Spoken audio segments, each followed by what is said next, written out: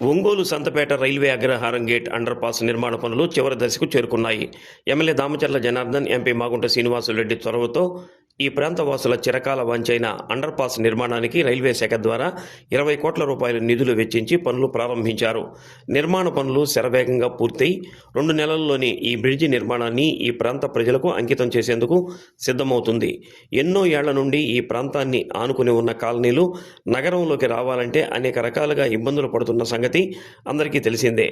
ఆపద సమయంలో ఒంగోలు రావాలంటే రైలు గేటు పడితే ఎంతోమంది ఎన్నో రకాలుగా ఇబ్బందులు పడ్డారు. వారి సమస్యలను దృష్టిలో ఉంచుకొని కూటమి ప్రభుత్వం నిర్మాణ పనులకు శ్రీకారం చుట్టింది. రైల్వే గేటును ఆనుకుని ఉన్న పోతురాజుపాలెం, బాలాజీనగర్, అగ్రహారం, అరవ కాలనీ, ఇతర కాలనీల వాసులు ఒంగోలు రావడానికి ఒక మార్గం, వెళ్లడానికి మరొక మార్గాన్ని ఏర్పాటు చేశారు. చుట్టుపక్కల డ్రైనేజీ వ్యవస్థను కూడా పూర్తి చేస్తున్నారు. ఈ ప్రాజెక్టును ప్రతిష్టాత్మకంగా చేపట్టిన పనులు 2 నెలల్లో పూర్తి కాబోతున్నాయని, వెంటనే జాతికి అంకితం చేస్తామని ఎమ్మెల్యే దామచర్ల జనార్దన్ ప్రకటించారు.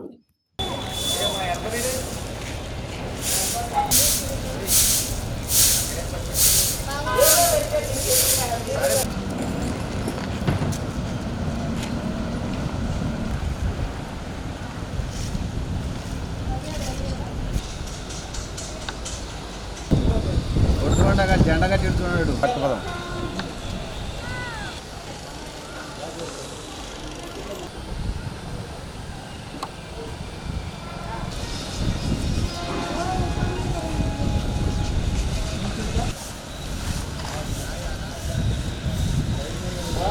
ఒంగోలులో వచ్చేసి అక్కడ అగ్రహారం గేట్ దగ్గర ఏ విధంగా ప్రాబ్లము ఎప్పటి నుంచో 1-2 గంటలు వెయిట్ చేయాల్సి వస్తుందో, ఇంకొక 2 మంత్స్లో ఏమో మన అగ్రహారం గేట్ ఇది కూడా అది కూడా ఓపెన్ చేస్తున్నాం. ఇదివరకు ఎప్పుడు కూడా రైల్వే వాళ్ళ దగ్గర పూర్తిగా చాలా ఫైనాన్స్ కూడా చాలా వాళ్ళకి ఇబ్బంది లేదు, చాలా బడ్జెట్ ఉంది. కాకపోతే మనం పోయి అప్రోచ్ అవ్వటం ఇవన్నీ కూడా లేకపోవటం, లేట్ అవ్వటం వల్లే ఇలాంటివన్నీ కూడా ఆగిపోయినాయి. కాబట్టి ఇవన్నీ అయిపోతే ప్రజలకు కూడా కంఫర్ట్గా ఎక్కడ కూడా ఆగకుండా మనం ఉండేదానికి అవకాశాలు ఉంటాయి. ఏదన్నా పేషెంట్స్ ఏదన్నా రావాలన్నా గేటు పడి చాలా ఇబ్బందులు పడ్డాము ఇదివరకు. కాబట్టి ఎక్కడికెక్కడికి హెల్త్ ప్రికాషన్స్ కానీ, అదేవిధంగా రోడ్స్ కానీ ఇవన్నీ కూడా ఈ ప్రభుత్వంలో అన్నీ జరుగుతున్నాయని చెప్పి కూడా తెలియజేస్తూ ఉన్నాం. కాబట్టి ఇవన్నీ కూడా చేసి దీన్ని ఒక 6-7 నెలల లోపల కంప్లీట్ చేస్తామని చెప్పి కూడా ఈ సందర్భంగా మేము తెలియజేస్తాం.